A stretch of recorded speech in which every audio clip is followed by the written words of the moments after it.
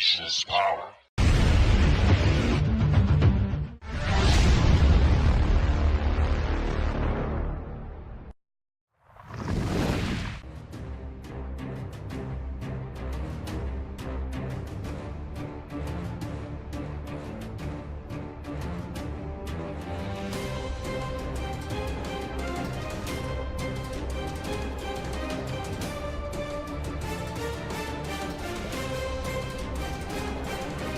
Hi, and welcome. You're listening to the X22 Report. My name is Dave, and this is episode 1869B, and today's date is May 16th, 2019, and the title of the episode is Worldwide Resignations, Deep State Scrambling, Wait for It, Boom. Now, before I get started, I wanted to talk about being prepared. Now, we know there's natural disasters, and we know there's the deep state that likes to push a certain agenda. We know the deep state, they could do just about anything. Ask yourself this question. If the power went out for weeks or your credit card was of no use, could you feed your family? Could you survive? If the answer is no, it's time to act. I like to use My Patriot Supply for my emergency food supply. You should too. These food kits include breakfast, lunches, and dinners that last up to 25 years. So prepare with x22.com. Let's get into the economic collapse, political and geopolitical news. Now, the deep state, they are scrambling. They're panicking like we've never seen before, and they're all starting to point fingers at each other. They're turning on each other. This is what panic looks like. This is what it looks like when the deep state has no more ammunition. Well, they might have one more event or two, but all the blocks and firewalls they set up, they've all been ripped down, and there's nothing they can do. So what do? Well, they turn on each other. They point fingers. Oh, those are the people responsible. Oh, those are the people responsible. And this is what's happening right now. Now, before we get into all of that, it seems that the White House, they are now asking people to share their stories of social media censorship. So we have reports that social media platforms, they are censoring conservatives. The White House established an online tip form for Americans to report bias to Trump. Now, the tool asks users what platforms they have been penalized on. The categories include Facebook, Twitter, Instagram, YouTube, and many others. And once the user selects the social media platform, they are asked for screenshots and links of the content they deemed offensive. A text field is provided where users can describe the enforcement actions taken against them. So if you go to the White House Twitter feed, or you can go to the X22 report, you will see the link where if you have a Twitter account, if you have a Facebook account, an Instagram account, a YouTube account, you can add your censorship to this. And I think this is the beginning stages for Trump to get a handle on how, what and how and why the social media platforms are censoring people and what groups they are censoring. And it seems like they are pushing this very, very hard because I think this is going to lead to other things. And Q has talked about this where they might regulate the social media platforms or might make a case of why they need to be controlled. We'll have to see how this all turns out. Because again, many people are complaining that they're being censored. I know John Rappaport, his WordPress blog was taken down. I believe his Twitter account was taken down. And he's been doing this for a very long time, and he is being censored. Now, what's very interesting is that the deep state, they are pushing their censorship across the world. I mean, this is their whole entire agenda from the very beginning.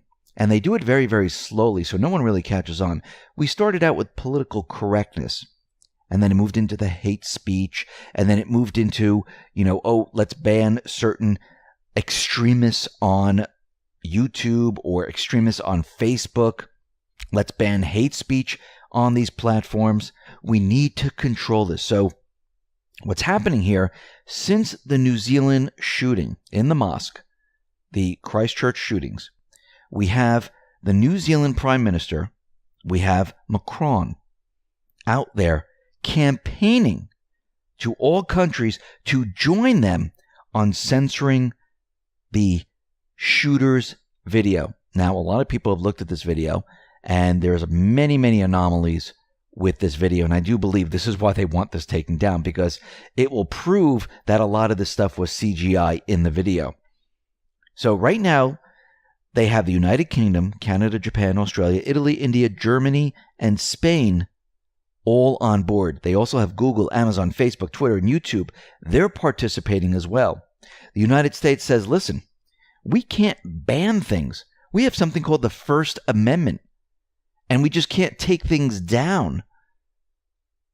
So we can't sign up with this. Yes, we don't like terrorism. Yes, we don't like these horrible things, but we can't ban a certain video because of the Constitution. This is what the elite, the deep state, hate from the beginning. And this is why they've been trying to get rid of it over time. Because how do you control the people? You get rid of their weapons, and then you get rid of their rights. Well, you can't get rid of their rights, but they'll make the case of how and why they're going to get rid of your rights. And you can see now they're going across the world saying, we're going to set this platform of what will be banned, what won't be banned. This is getting scary right now. But the Trump administration is not going along with this. Actually, the Trump administration is doing the opposite, trying to restore freedom of speech for the people. While the rest of the world, made up of the elites, they're trying to do the opposite. Now, we see a lot of individuals entering the race. I think there's about 23 Democratic presidential contenders. De Blasio is the latest. Now, of course, why are all these people getting involved in the presidential race? Well, they believe they're safe. And it looks like Eric Trump and de Blasio had a little Twitter feud. And Eric Trump was responding to de Blasio, and Eric Trump said the following: "Spare me. First, you have never created a job in your life. Second, our great city has gone to shit under your leadership. Crime is up. The men and women of the NYPD detest you. Homelessness is rampant. Our streets are dirty, and people are leaving our city in record numbers." And the question is, why did he decide to enter the presidential race?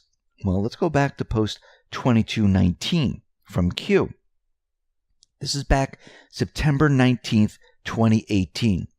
Watch those announcing 2020 presidential running. You cannot attack a political opponent. None are protected, none are safe. What did Q mean by that?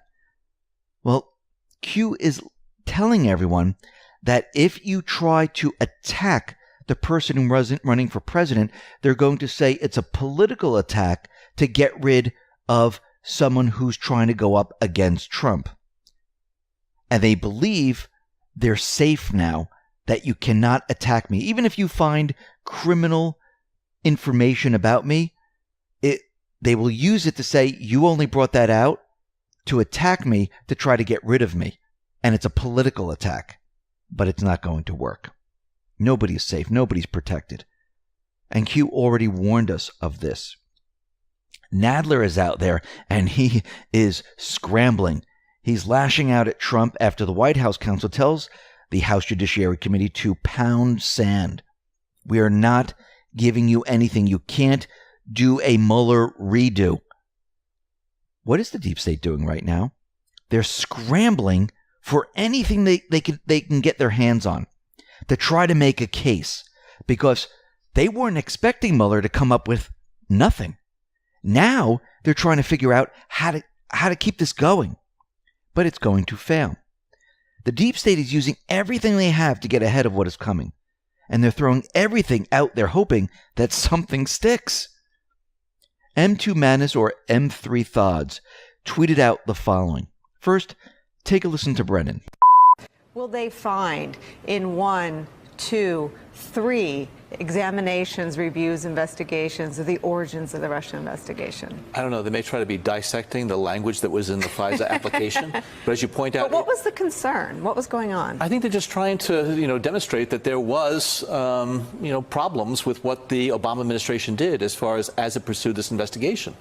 But as you point out, it went through a rigorous due process within the Department of Justice, the FBI.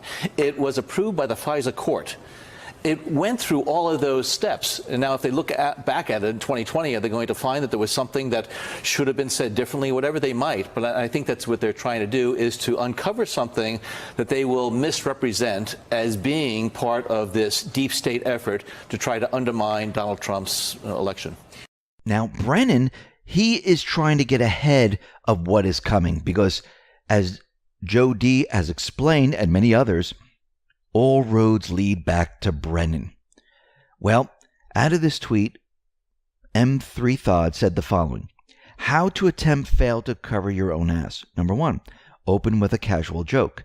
Number 2, leave an out by unhandedly blaming the Obama, White House, FBI, Department of Justice, FISA court. Number 3, claim that any findings from investigations will be misrepresented. Number 4, discredit words like deep state. Number 5, don't forget to breathe. He's panicking. Lower the sound and just look at his actions and the way he's sitting and how he's twitching. He's nervous and afraid. Why? Because he knows that everything is going to lead back to him. So now we have a dispute that has erupted over whether former FBI Director James Comey or John Brennan promoted the unverified Steele dossier as the Obama-era intelligence community targeted the Trump campaign. An email chain exists which indicates that Comey told Bureau subordinates that Brennan insisted on the dossier inclusion in the Intelligence Community Assessment, ICA, on Russian interference.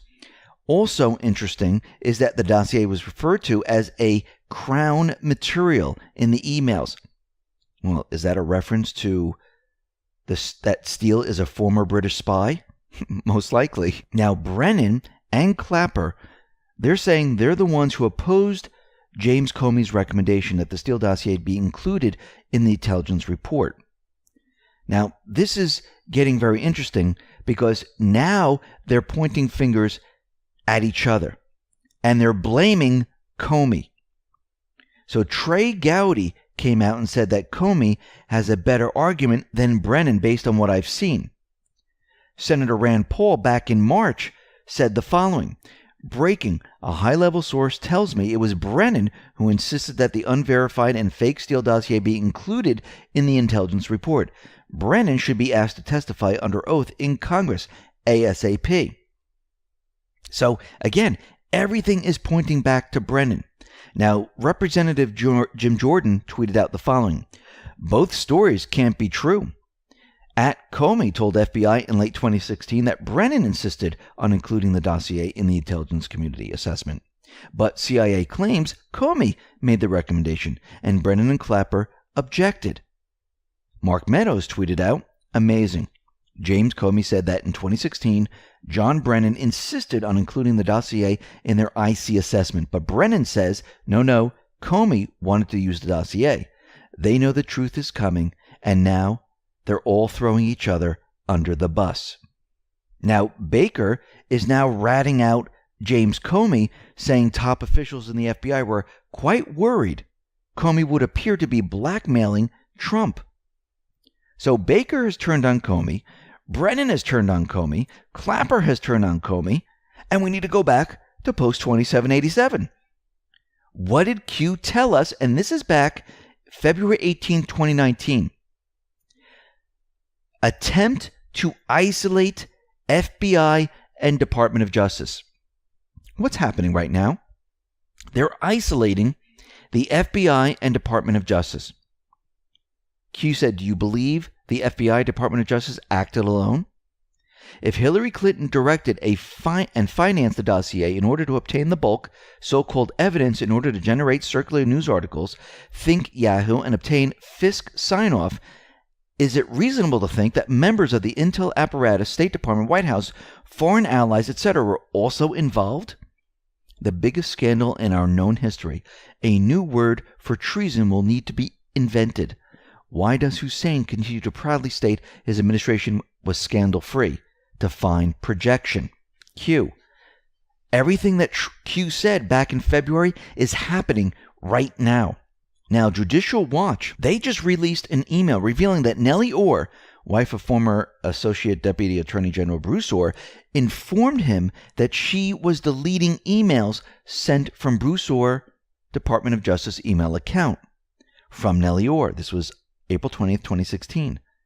Subject, analyst, Russian organized crime. Thanks, I'm deleting these emails now. Remember, just because you delete something, it is not deleted. You don't think they have all of this? Of course they do. They have everything. They know all. Just like with the Gmail drafts. Just like with everything that Clinton decided to wipe out with BitBleach. They have all the information. We are now getting word that the Obama administration has abused the FISA court. Now, according to Joe D., and there is tremendous breaking news, the FISA court has been looking into abuses of the FISA system and has communicated with the Justice Department about its findings. Their chief judge has already determined that for more than 4 years before the election of Trump, there was an illegal spying operation, yes, spying, and yes, illegal, going on by 4 FBI contractors to break the law to steal personal electronic information about American citizens and to use it against the Republican Party. Now, according to the report, Obama's FBI and Department of Justice performed searches on Americans that were against their Fourth Amendment rights. This went on for years. One paragraph in the report states that 85% of the Section 704, 705B FISA searches made during this time were non-compliant with applicable laws and therefore criminal. In addition, the report cites that at the same time that Obama Department of Justice and FBI were illegally searching Americans against their rights, and unbeknownst to them, Obama's FBI was providing this information to outside contractors who had no business or legal cause or claim to the information. So congressional leaders are calling for the prosecution of FBI and Department of Justice officials involved in the criminal acts by Obama's administration, involved in the FISA crimes, which could qualify for sentences of up to 10 years in prison. The entire FISA court in late 2016 was stacked with Obama appointees. The entire court in March of 2017 was Obama appointees. One of these appointees was also involved in General Flynn's criminal case. We know this because he recused himself from the Flynn case. Obama's FISA court appointee and U.S. District Judge Rudolph Contreras recused himself from the former National Security Advisor Michael Flynn's criminal case. It is unknown why he recused himself, but he did.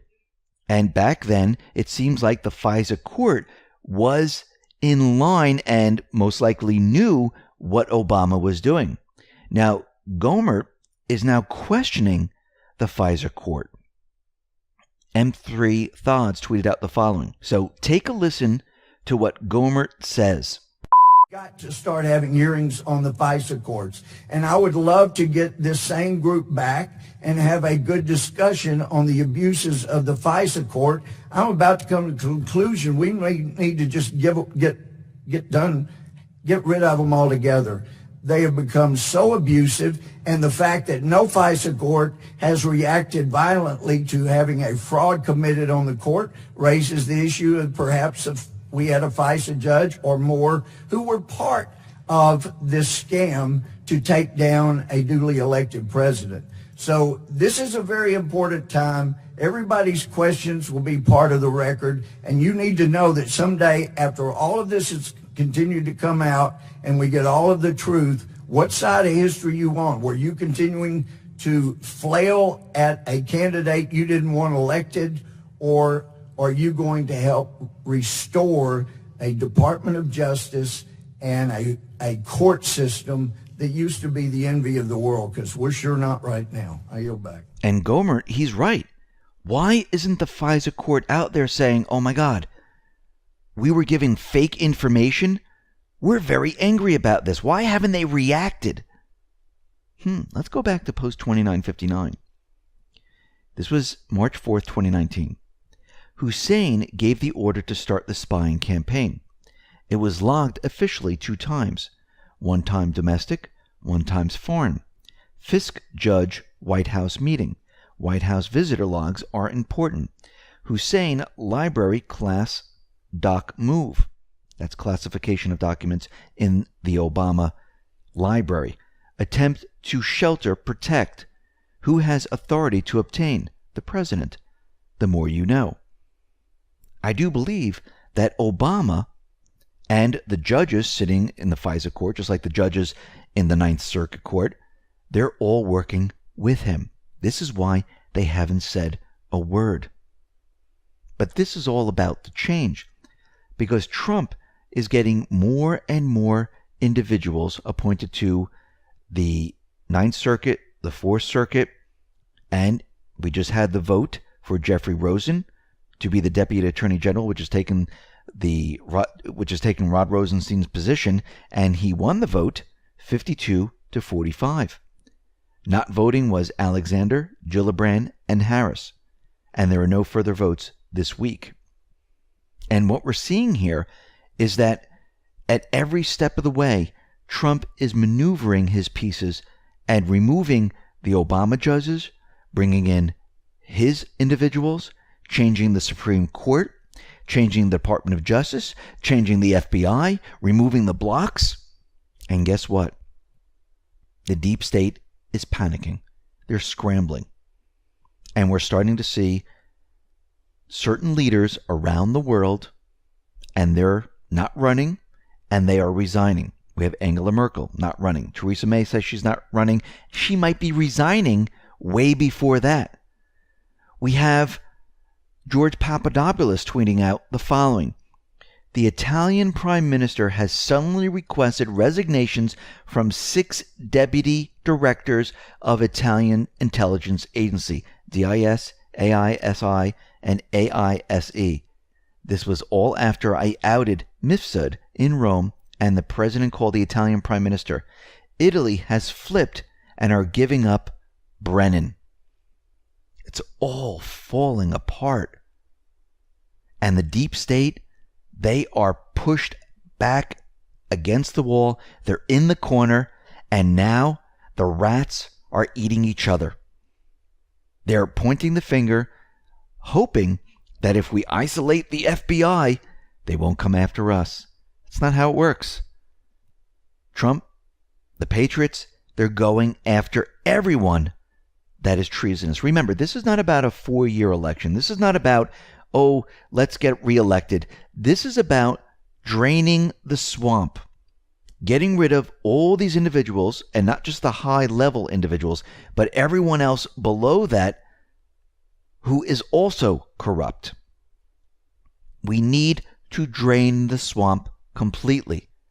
Once the swamp is drained, once all the blocks are gone, Trump and the administration can then focus on the source of all of this. And this is the central bank system. And that's what is behind the curtain.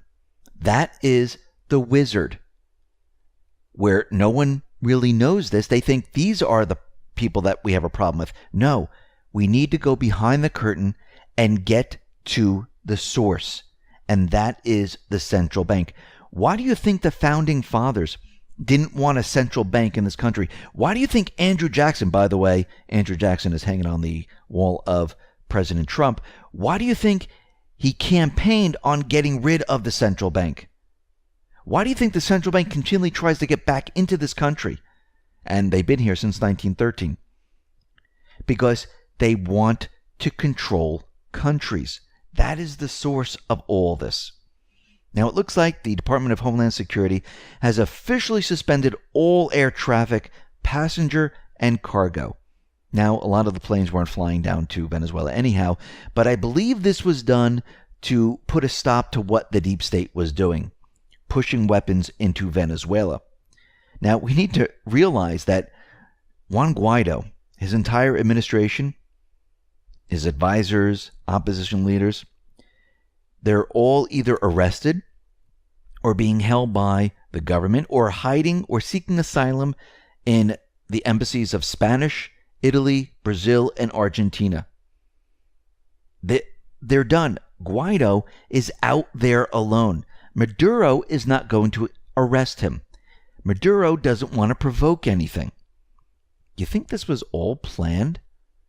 Think about it. It's all falling apart in Venezuela. Now let's talk about these 50 countries that we in the U.S. keep hearing about, which is supposedly backing Guaido. Well, guess what? Most of these countries are now backing off. Most of these countries are saying, okay, we're not backing Guaido anymore. We don't want an invasion in Venezuela. I think we need to work this out. And we're starting to see a lot of the countries in Europe. We're starting to see a lot of countries like Mexico, Uruguay, and the others. They're all saying, we're open to dialogue. We're open to negotiations. Now, something very interesting is that Venezuela is in Norway. The Venezuela government is in Norway, and they're speaking to the Democratic opponents. Yes, there are talks between the Bolivian government and the Democratic sectors of the opposition. They're having peace talks where they're going to iron this out. Seems like this was all planned. So all flights, all cargo shipments, no longer going into Venezuela. They just blocked the deep state off, the neocons off. Everyone that was behind Guaido, they're running. They're arrested. The entire movement has just died. No war, nothing. Let's see what happens next. Now, out in Iran, we're starting to see Bolton, Pompeo, they are pushing. And this is on purpose. We see the deep state continually is pushing their false flag events. Saudi Arabia is blaming Iran for ordering an attack earlier this week on 2 Aramco pipeline booster stations. And they were saying that Iran came in, they used drones, and they attacked Saudi Arabia. Now, why would Iran do this and start a war? This makes no sense whatsoever, just like the bombing of the ships. Think about what is happening. There is an emergency in Iraq, and all personnel is being removed. You think this is one way to get a lot of these individuals out of Iraq by making it look like it's not really that suspicious? Could be, because we know that Iraq, they already decided to purchase the Russian S-400 missile system. What does that mean? There'll be no more invasions of Iraq. The deep state, they've just been cut off. Trump, he wants a phone call from Iran. He's a negotiator. He doesn't want war. All of this is not about war. The mainstream media wants war. The deep state wants war. The intelligence agencies, they want war. Trump wants to negotiate. He wants peace. This is why he tweeted out the following. The fake news Washington Post and even more fake news New York Times are writing stories that there is infighting with respect to my strong policy in the Middle East. There is no infighting whatsoever. Different opinions are expressed, and I make a decisive and final decision. It is a very simple process. All sides' views and policies are covered. I'm sure that Iran will want to talk soon. What he's doing here is he's putting pressure on Iran. He already called out John Kerry, said that he was in violation of the Logan Act. He brought warships over to Iran to put pressure on not Iran, not the people, but the black sites, the deep state within this country. The deep state, their mission in there is to try to start a war. It's going to fail. Now, in North Korea, we need to remember that there were explosions in North Korea where it seemed, and many people were reporting, that the black sites were taken out in North Korea. Remember when Kim Jong-un was able to leave the country without fear of being killed? I think Trump and others are doing the same thing in Iran. They're hunting down the deep state, getting rid of these black sites. They're in all of these countries. And I believe in the next couple of months, we're going to see the entire Iran war drum completely disappear. And I do believe that Iran eventually is going to be talking to Trump. We're already starting to see that they're getting rid of some of their commitments under the nuclear deal. And they've given Europe a time frame. And think about what's happening in Europe. Merkel's not going to run again. May might resign.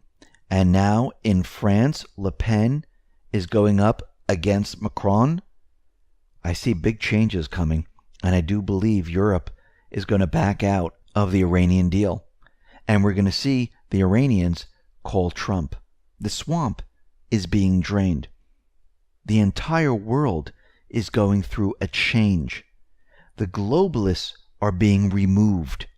The deep state is being removed. The neocons are being removed. And this is going to accelerate. And we're going to see a lot more of these individuals resign or say they're not running for the next election, or they'll be beat in the election when it's time for them to run. Everything is changing. Wait for it. The big boom is coming.